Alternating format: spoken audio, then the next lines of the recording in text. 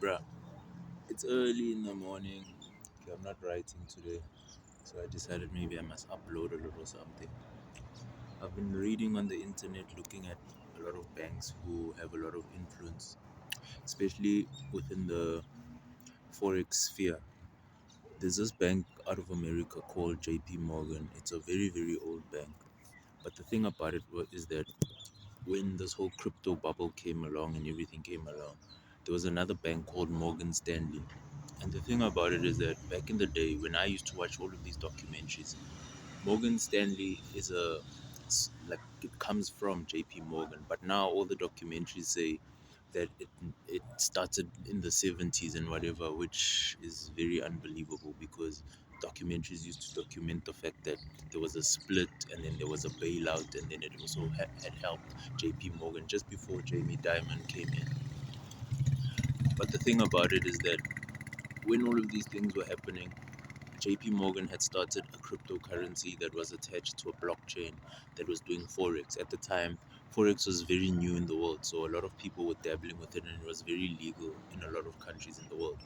Forex is still legal in South Africa, but there's a lot of countries in the world where it's not legal anymore because of all the crime that was happening.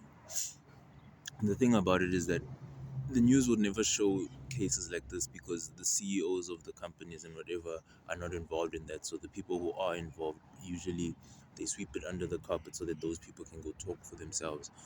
So now what had happened with JP Morgan was that their cryptocurrency wasn't selling, but their forex exchange and their value within it was becoming more and more popular.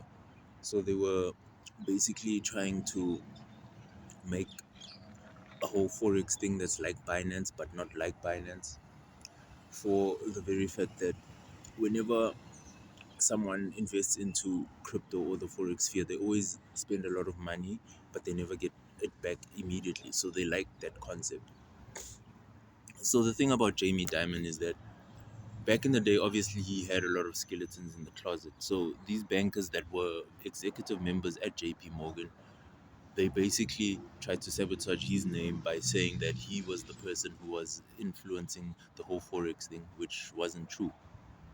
What they did was very, very legal in a sense that they were just doing forex, but they were dominating most of the signals, which basically created people who, if they knew the truth, they could control any situation. Especially those people who will tell you like, "Give me 2 grand, and then in 6 months I'll give you 10 grand or whatever."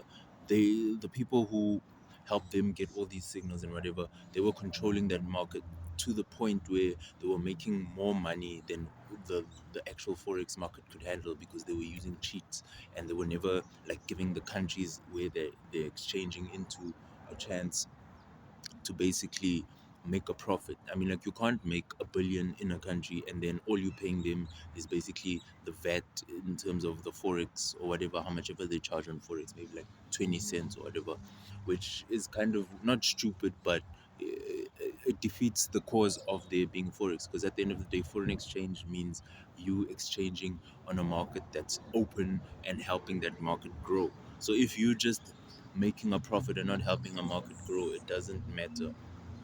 But anyways, I just wish that the guys at JP Morgan would start talking the truth about what illegalities they actually fell into with their whole cryptocurrency and their whole forex exchange thing, because people like Binance fell to the floor whenever they started doing these things and nobody ever wants to acknowledge that. I just wish they would.